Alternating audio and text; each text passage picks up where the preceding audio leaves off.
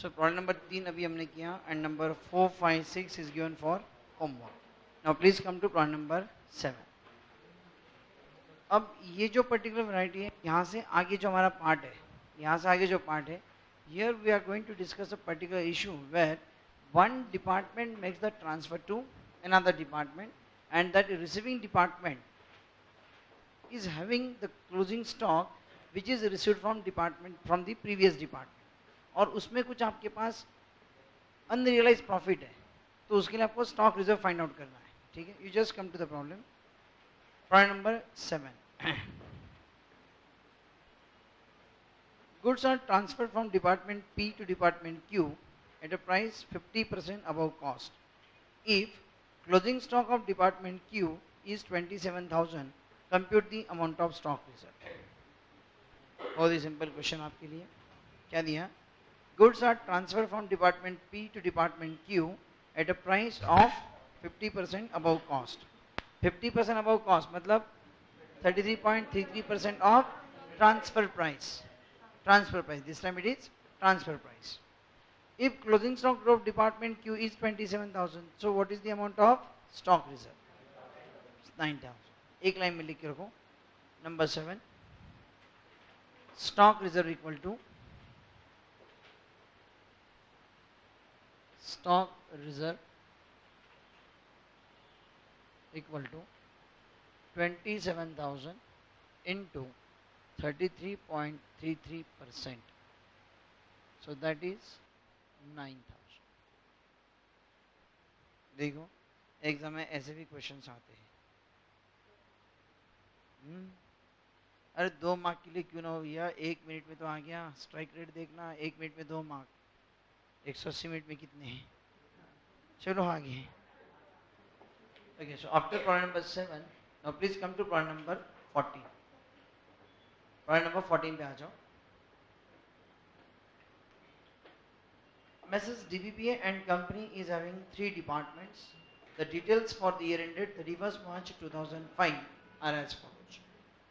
Particulars ABC 3 department है. Opening stock 15,000, 20,000, 35,000. Purchases 2,60,000, 35,000. Wages 70,000. Manufacturing expenses 40,000. Sales 6,85,000. Closing stock 25,000, 25,000, 65,000. Department A transferred to Department B at a profit of 20% on cost. Department B transferred to Department C at a profit of 25% on cost. Opening stock reserve for Department B is rupees 4,000 and that for Department C is rupees 6,000. Prepare departmental trading account. देखो क्या दिया. Messrs. DBP and company is having 3 departments. The details for the year ended 31st March 2005 are as follows. Opening stock तीनों को दिया आपको 15,000, 20,000, 35,000. Purchases आप देखेंगे A के पास सब्सटेंशियल परचेज है 2,60,000 का, B के पास कुछ भी नहीं, 35,000, C के पास कुछ भी नहीं है. Wages only B 70,000. Manufacturing expenses only B 40,000. Sales only C 6,85,000. इसे आपको समझ में आएगा. A सिर्फ परचेस करता है लेकिन सेल नहीं करता. B के पास मैन्युफैक्चरिंग एक्सपेंसेस हैं लेकिन B के पास सेल नहीं है, C के पास सेल है. इसका मतलब A is your purchasing department, B is your manufacturing department and C is your sales department. But obvious है, A will make transfer to B, B will manufacture it and will transfer to C and C will sell. Closing stock दिया हुआ है. A के पास 25,000, B का 25,000, C का 65,000. Department A transfer to department B at a profit of 20% on cost. Department B transfer to department C at a profit of 25% on cost. Opening stock reserve for department B is 4,000 and that of department C is 6,000. Prepare departmental trading account. चलो बनाओ departmental trading account. और इसमें 3-3 column करना दोनों side में.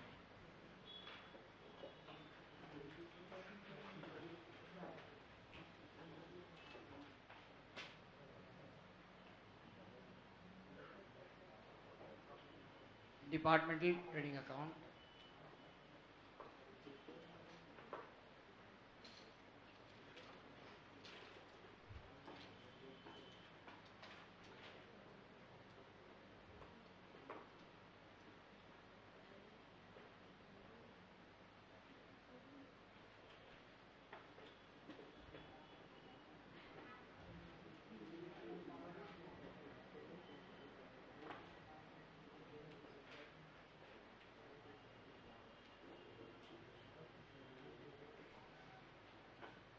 here A, B, C, A, B and C.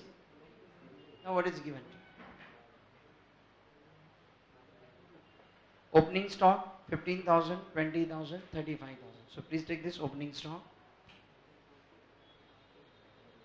to opening stock 15,000, 20,000, 35,000.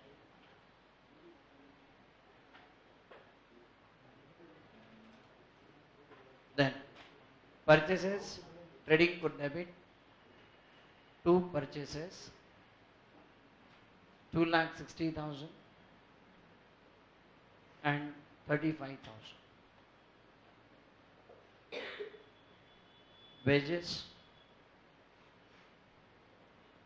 trading could debit, 2 wages, 70,000. Manufacturing expenses, trading could debit, 2 manufacturing expenses, 40,000. Sales, trading co credit, buy sales, and it is only for C 6,85,000. Then closing stock. तो जरा यहाँ sales के बाद 3-4 line छोड़ देने यहाँ पर and then से buy closing stock 25,000, 25,000, 65,000, 25,000, 25,000 and 65,000. Is it? हो गया सब कुछ तो हो गया, बस 4 लाइन बची, उसमें से एक तो प्रिपेयर वाली है. नाउ ये लिख दिया आप लोगों ने. Now what is given to you? Department A transfer to Department B at a profit of 20% on cost. Department A Department B को ट्रांसफर करता है at profit 20% on cost. फिर डिपार्टमेंट बी जो है वो डिपार्टमेंट सी को transfer करता है at a profit of 25% on cost and then the opening stock reserve is given.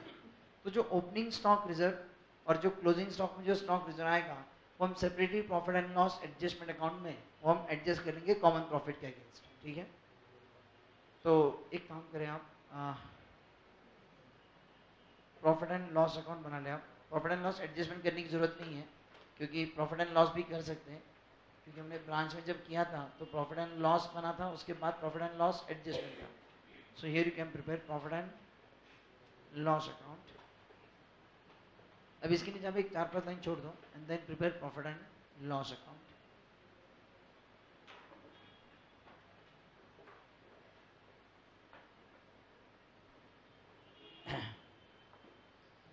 खैर वो स्टॉक रिजर्व ही रहने दो जरा. Now just concentrate, please do not write, just concentrate. जहाँ चल रहा है वहाँ पे रुक जाओ. देखो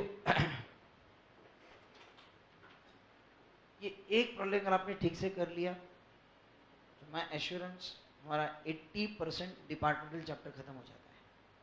ठीक है, इसके अंदर 2 लाइन दी हुए से डिपार्टमेंट ए बी को ट्रांसफर करता है, बी सी को ट्रांसफर करता है, लेकिन इसमें से इतने सारे कैलकुलेशंस क्रिएट होने वाले हैं. ठीक है, जब तक मैं ना कहूँ कोई लिखेगा नहीं यहाँ से. ठीक है, now just concentrate. What is given to you? Department A transfer to Department B at a profit of 20% on cost. Department A ने B को ट्रांसफर किया at a cost 20%. अब देखो यहाँ पर आपको डिपार्टमेंट A ने कितने को ट्रांसफर किया, ना इसकी ट्रांसफर प्राइस है और ना ही B को क्या मिला, इसकी रिसीव्ड फ्रॉम A वाली कोई प्राइस दी हुई है. लेकिन आप इस पोजीशन में है कि आप ट्रांसफर प्राइस फाइंड आउट कर सके. कैसे? देखो ए के पास opening stock plus purchase less closing stock, you will get the cost of transfer, और उसमें अगर आप प्रॉफिट ऐड कर देंगे you will get the transfer price. Got it? ठीक है, तो एक काम करो यहाँ पे एक 5-7 लाइन छोड़ दो और ये वर्किंग आप लिखो मेरे साथ में. Write down goods transferred from department A to department B. Write down working note number 1, goods transfer from department A to department B. Now very first, cost of transfer, cost of goods transfer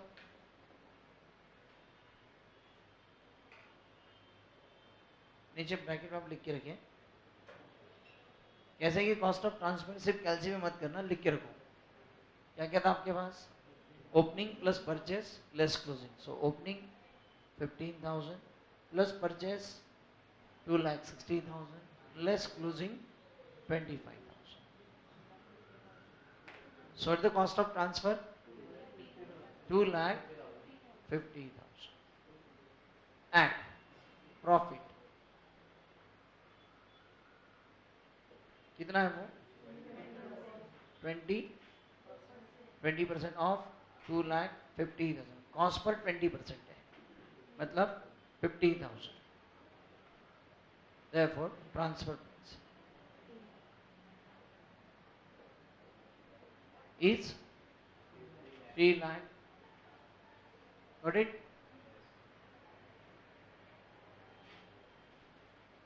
ये किसने transfer किया? ए ने B को transfer किया at 20% on cost. So that amount is rupees 3 lakh. So लिखो A के credit में by transfer ए ने दिया ना, तो it is just like sales for A.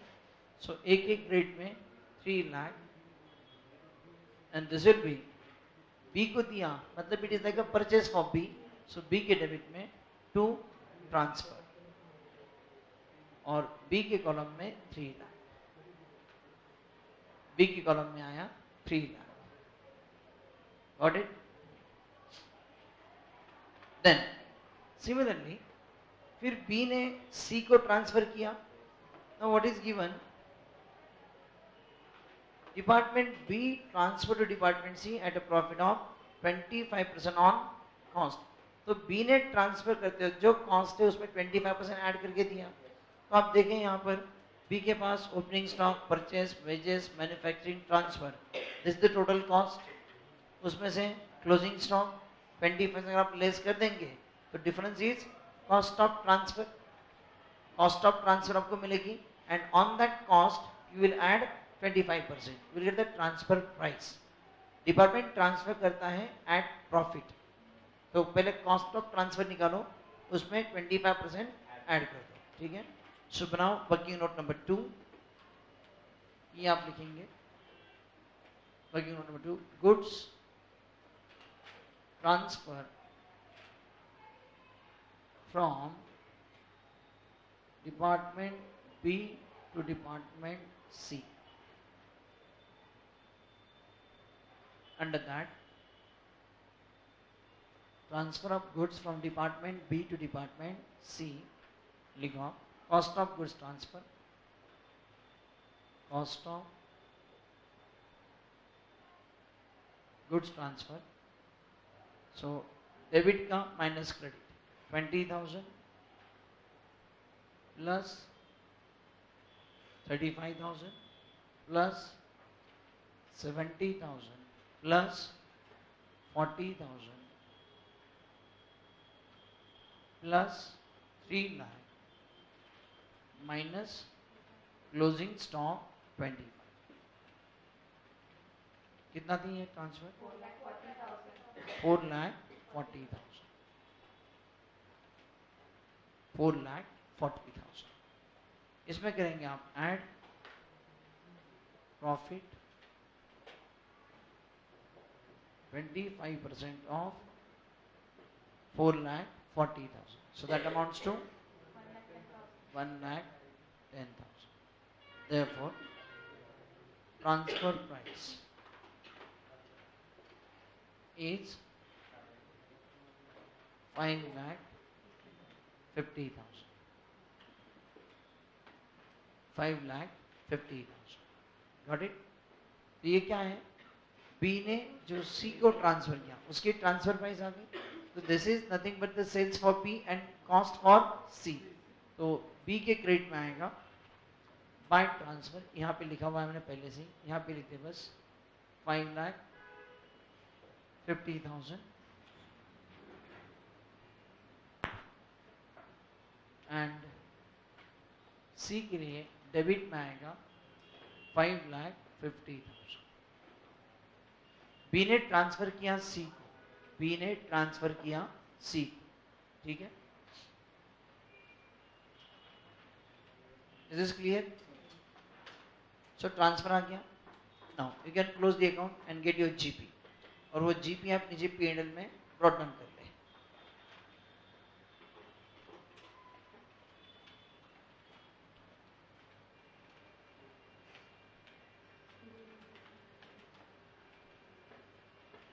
to GP carried down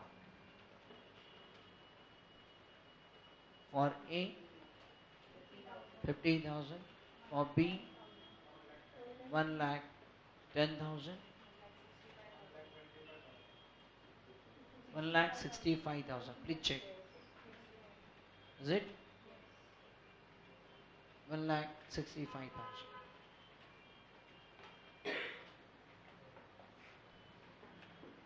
अच्छा ए का है 50,000। अच्छा एक बात आप ध्यान दिया, ए का प्रॉफिट कितना था? 20% ऑन कॉस्ट, 20% ऑन कॉस्ट मतलब 16.67% on sales. So please check, A के लिए जो ट्रांसफर है वही तो सेल है ना, उसमें बाहर किसी को दिया ही नहीं है, तो इसका 16.67 है क्या? It should be. Is it? B का प्रॉफिट कितना था? 25% ऑन कॉस्ट, तो 20% ऑन सेल्स। अब बी दूसरा का, बी का कोई सेल ही नहीं है, बी सिर्फ सी को ही देता है, वही उसका जो ट्रांसफर है ना वही उसका सेल है, तो 5,50,000 का 20%, इट शुड बी। हाँ वैसे सी का कोई परसेंटेज नहीं है, इसलिए सी का जो आएगा वही आएगा, ठीक है। नाउ हियर P&L में आप सिर्फ दो ही कॉलम करेंगे,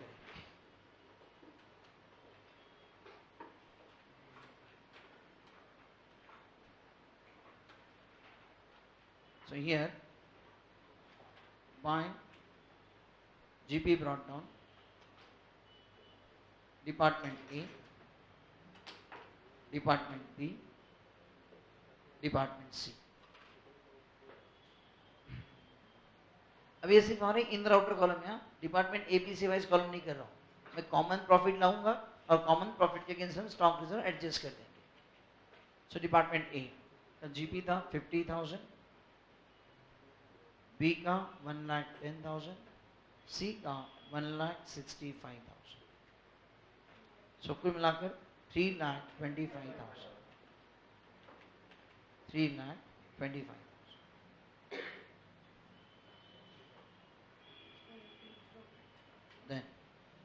ओपनिंग स्टॉक का स्टॉक रिजर्व आपको दिया है प्रॉब्लम के अंदर। Opening stock reserve for department B is 4,000 and C is 6,000। So here opening stock का जो स्टॉक रिजर्व वो क्रेडिट में आएगा बाय स्टॉक रिजर्व। सो कितना है टोटल? 10,000। डायरेक्ट लिख देना 10,000, ठीक है। यहां तक समझ में आ गया, ठीक है। अब प्रॉब्लम यहां से आगे शुरू होता है, ठीक है। अब जैसे आपको ओपनिंग स्टॉक है बी और सी का, तो इसमें कुछ ओपनिंग स्टॉक का अनरियलाइज्ड प्रॉफिट इंक्लूडेड है and that is fortunately given to you directly 4,000 6,000, जो कि हमने P&L को क्रेडिट कर दिया बाय स्टॉक रिजर्व। सिमिलरली जो इनके पास जो क्लोजिंग स्टॉक है, बी और सी के पास जो क्लोजिंग स्टॉक है, अब देखो बी के पास जो क्लोजिंग स्टॉक है इट इज 25,000 और सी के पास कितना है 65,000। अब देखो बी के पास जो क्लोजिंग स्टॉक है, बी को गुड्स कहां से आते हैं? ए से आते हैं, मतलब बी के पास जो क्लोजिंग स्टॉक है, बी के पास जो क्लोजिंग स्टॉक है उसमें ए की गुड्स इंक्लूडेड है और उसमें ए का प्रॉफिट इंक्लूडेड है, तो वो स्टॉक उसके ऊपर क्या स्टॉक रिजर्व है that we have to find out. Reading my point here, कितना आएगा फिर वो, ये कितना ट्रांसफर करता है एट कॉस्ट प्लस 20%, कॉस्ट का 20 मतलब सेल्स का 16.67%।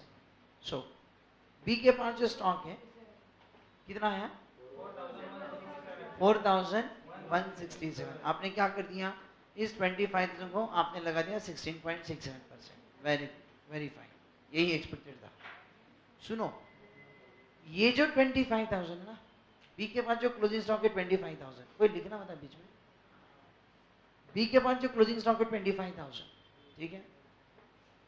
इसमें सबसे पहले ये इसका सोर्स क्या है, पहले आप ये चेक करो, क्या ये 25,000 पूरा का पूरा ए से आया है क्या?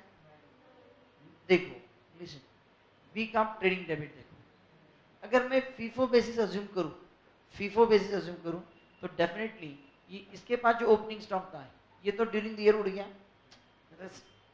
ट्रांसफर हुआ होगा डेफिनेटली, ठीक है। तो इसको छोड़ दो, ये तो डेफिनेटली गया होगा हमारे पास से। इसका मतलब है ड्यूरिंग द ईयर आपने जो 35,000 जो, देखो बी एक मैन्युफैक्चरिंग डिपार्टमेंट है, मतलब बी को कुछ मैन्युफैक्चरिंग एक्सपेंस लगते होंगे, उसके अंदर उसने कुछ मटेरियल परचेस किया होगा। इस 35,000 का कुछ ना कुछ पार्ट इस 25,000 में इंक्लूड होगा, सही है। ये जो 70,000 आपने वेजेस पेड किए, तो वेजेस का भी तो कुछ ना कुछ इस 25 में इंक्लूडेड है। फिर ये जो आपने मैन्युफैक्चरिंग एक्सपेंसेस पेड किए 40,000, इसका भी तो कुछ पार्ट इस 25 में इंक्लूडेड है। और ये जो आपको डिपार्टमेंट ए से मिला 3 लाख, इसका भी कुछ पार्ट इस 25 में इंक्लूडेड है।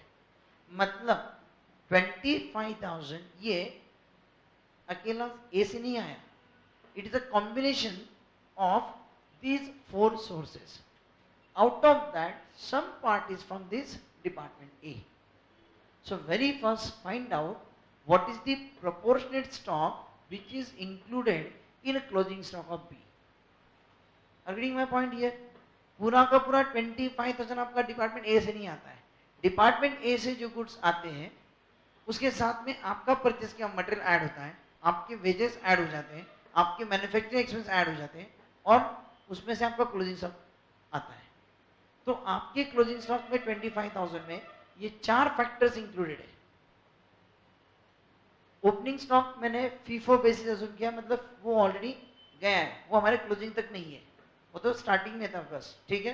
तो इस 25,000 में इन चारों में से कुछ ना कुछ प्रोपोर्शन ऐड हुआ है और ये 25,000 बना है। तो इस 25,000 में ये जो डिपार्टमेंट ए से आया हुआ है 3 लाख, इसका प्रोपोर्शनेट स्टॉक कितना है ये पहले फाइंड आउट करो, और ये जो आएगा उसमें फिर ए का स्टॉक रिजर्व आएगा। Are you getting my point here? तो आपको क्या करना है, देखो here I am doing working note number 3, लिखना मत आप लोग, स्टॉक रिजर्व, सही, department B, number 1 department B. So here closing stock at department B कितना है? 25,000. Therefore, proportionate stock from department A is included in above. तो ये जो 25,000 है इसमें proportional stock from department A is included. तो इस 25,000 में डिपार्टमेंट ए का प्रोपोर्शनल स्टॉक कितना है? So how it will be, total stock आपका है 25,000 divided by total of this 4, ठीक है। सचिन ये दोनों फ्रेम कवर होने चाहिए, उसको ये भी आना चाहिए, ये भी आना चाहिए, ठीक है। सो ये सब की टोटल करेंगे आप 35,000 लिख के करना, 35,000, 70,000, 40,000 प्लस 3 लाख, इन सब से मिलकर ये बना हुआ है। उसमें 3 लाख का प्रोपोर्शन कितना है? ना कम ही है, हम यहाँ पे आ जाए, ठीक है। तो उसमें एक का प्रोपोर्शन कितना है? 854, मतलब पूरा का पूरा 25,000 आपका डिपार्टमेंट ए से नहीं है।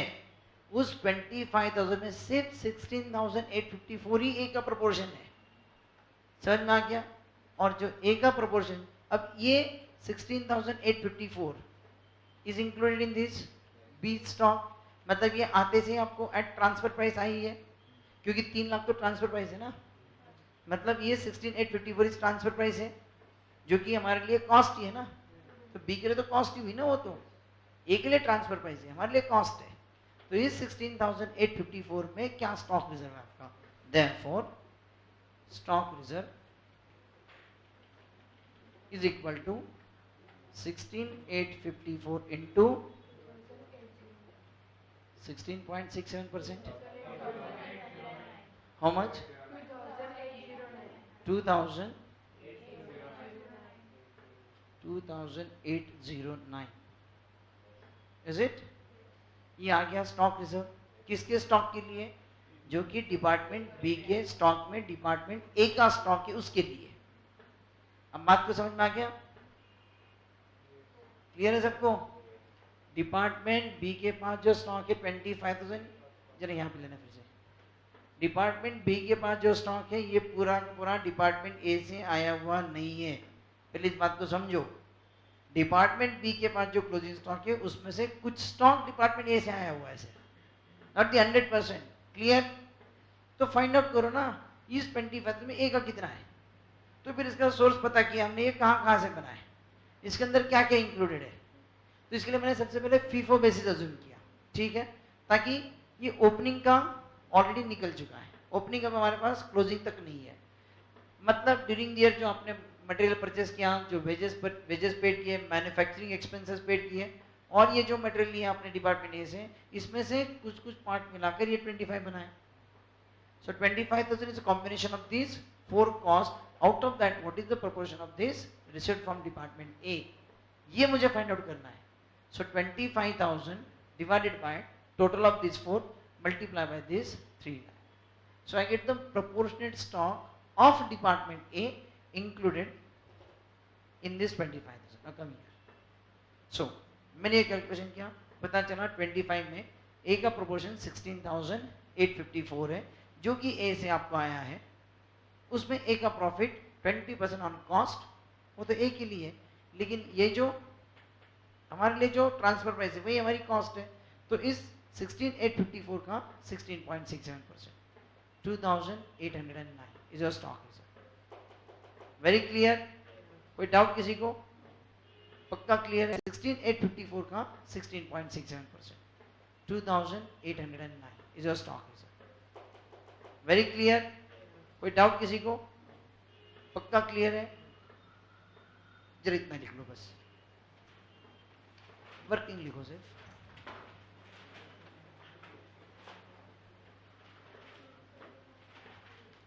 इतना ही दिखा सचिन।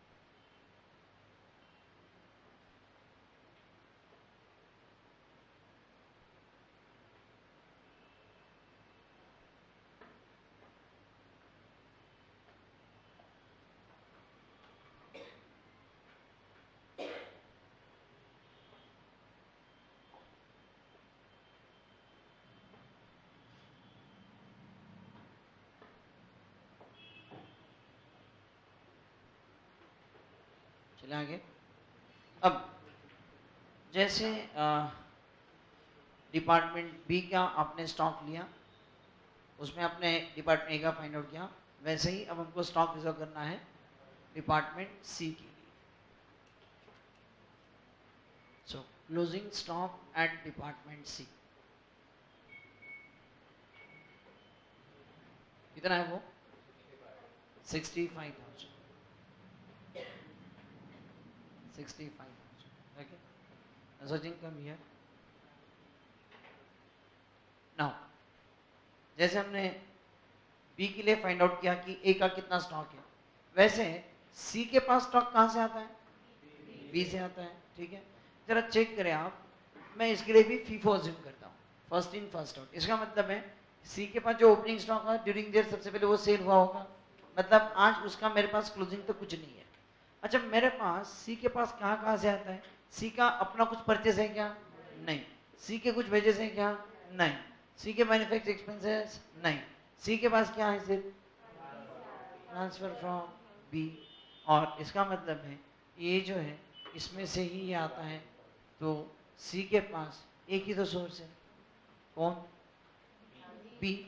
मतलब जैसे बी के पास अलग अलग जगह से आके बनता था, उसमें ए का प्रोपोर्शन था, वैसे सी के पास कोई कॉस्ट नहीं है। सी के पास तो डायरेक्टली गुड्स रेडीमेड आते हैं, उसने सिर्फ आगे बेचना है, इसने बाकी कुछ नहीं करना है। इसका मतलब जो 65,000 स्टॉक सी के पास है वो 100% बी से है, क्योंकि दूसरा सोर्स ही नहीं है सी के पास। Got it. सो आगे लिखेंगे आप, यहाँ पे आ जाओ, ध्यान दो, मत लिखो। Therefore proportionate stock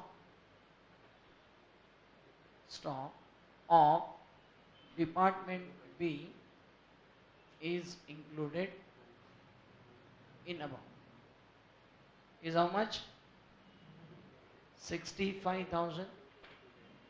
therefore stock reserve। अब डिपार्टमेंट बी जब सी को ट्रांसफर करता था तो 25% ऑन कॉस्ट, तो हमें तो मिला जो है that is at transfer price, तो इस 65,000 का कितना 20% इज 13,000।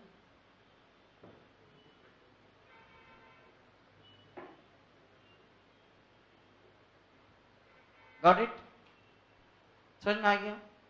इसका मतलब 65,000 में कितना प्रॉफिट इंक्लूडेड है, 13,000। मतलब अदरवाइज इसकी नेट कॉस्ट कितनी होती, इट वुड बी 52, लेकिन 52 में 25% मतलब ही 13,000 इंक्लूडेड है, तब जाके बना आपका 65।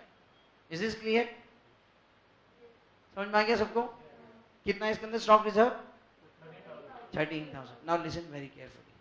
अब ये जो स्टॉक सी के पास है किससे आता है, बी से आता है, और बी के पास किससे आता था, ए से। इसका मतलब ए से बी को जाता है, बी से सी को जाता है। इसका मतलब सी के पास जो स्टॉक होता है उसमें ए का भी तो प्रोपोर्शन है। Are getting this point. C के पास जो स्टॉक है उसके अंदर पहले ए बी के पास जाता है, बी प्रोसेस करता है, बी से सी को जाता है। मतलब जब बी से सी को जाता है तो उसके अंदर ए का भी प्रोपोर्शन जाता है, मतलब ए का भी प्रॉफिट उसके अंदर है। Are getting, therefore I can say this is cost to department B, how much 52,000। अब इसमें किसका स्टॉक है, ए का, तो ए का स्टॉक रिजर्व आएगा, तो और क्या करना पड़ेगा, हाँ आपको ये फाइंड आउट करना पड़ेगा। देखो ये स्टॉक जो सी के पास है 65,000, उसमें बी का प्रॉफिट 13,000, मतलब अदरवाइज इसकी कॉस्ट बी के लिए कितनी 52,000। इसका मतलब है कि सिंपल सी बात है, अगर ये स्टॉक सी के पास नहीं होता तो बी के पास पड़ा होता एट 52,000, और बी के पास 52 है तो उसमें ए का स्टॉक है और उसमें ए का स्टॉक रिजर्व है। तो सबसे पहले इस 52,000 में ए का प्रोपोर्शनेट स्टॉक कितना, पहले ये फाइंड आउट करो, क्योंकि 100% ए से नहीं है। कितना आएगा, व्हाट प्रोपोर्शनेट स्टॉक ना, प्रोपोर्शनल स्टॉक कैसे निकालेंगे, हमने किया था यहाँ पर सचिन कम ईयर, जैसे 25,000 में हमने इसको डिवाइड करके 3 लाख से मल्टीप्लाई किया, वैसे 52 को करना पड़ेगा. So here therefore proportionate stock of department A is included in above. So that is 52,000 divided by 35, 70, 40,000 plus 3 lakh into 3 lakh. How much? 35,000. 35,056. Therefore, stock reserve is equal to 35,056. देखो इतना ही stock department A का है उसके अंदर, और उसका stock reserve 16.67%, 5,843 is the stock reserve. Therefore, total stock reserve 2,809 plus 13,000 plus 5,843, 21,652. All black figures, इसलिए मैंने उसको स्पेसिफिकली रखा है 21,652. I hope this is clear. खतरनाक है. डिपार्टमेंट सी के पास जो स्टॉक है, मैं फिर से बता दूं आपको, डिपार्टमेंट सी के पास जो स्टॉक है ना 65, वो पूरा का पूरा बी से आया हुआ है. फॉर्चुनेटली इसमें फिर से कोई प्रोपोर्शन नहीं है, पूरा का पूरा 100% बी से है, तो उसके अंदर डायरेक्टली बी का प्रॉफिट है 13,000, दैट इज 65,000 का 20%, 13,000. मतलब 65 में से 13 अगर लेस कर दो तो cost to department B is 52,000. अब डिपार्टमेंट सी के पास है तो सी को बी से आता है, लेकिन बी को कहां से आता है, ए से आता है ना, और जब ए से आते हैं तो ए का भी प्रॉफिट है. मतलब जो स्टॉक सी के पास है उसके अंदर दो प्रॉफिट है, एक डिपार्टमेंट बी का ऐड किया हुआ और एक डिपार्टमेंट ए ने ऐड किया हुआ. तो जब डिपार्टमेंट बी की कॉस्ट 52 है, तो इस 52 में ए का प्रोपोर्शन कितना है पहले ये फाइंड आउट करें. ए का प्रोपोर्शन पहले फाइंड आउट करें. सो 52,000 is made from these four. So what is the proportion for 3 lakh, जो कि transfer price of department A है. तो 52,000 में 35,056 ये डिपार्टमेंट ए का है. सो इस 35,056 का 16.67 इज ए का स्टॉक रिजर्व. तो कुल मिलाकर तीन stock reserve 2,809, 13,000 and 5,843 is 21,652. Got it. ये स्टॉक रिजर्व कहाँ आएगा मेरा, प्रॉफिट एंड लॉस को डेबिट होगा. So here P and L को debit to stock reserve 21,652, and then finally my profit to net profit. How much? 3 lakh 13,000.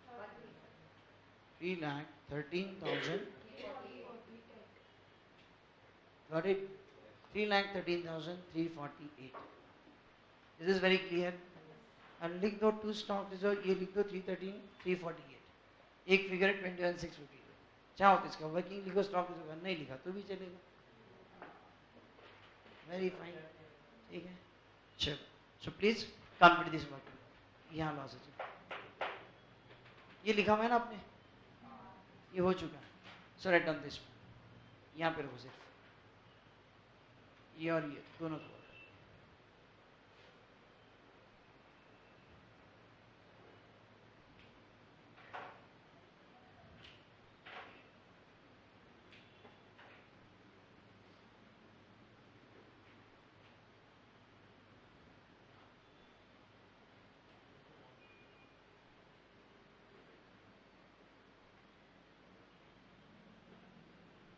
Second and third पूरा देखा.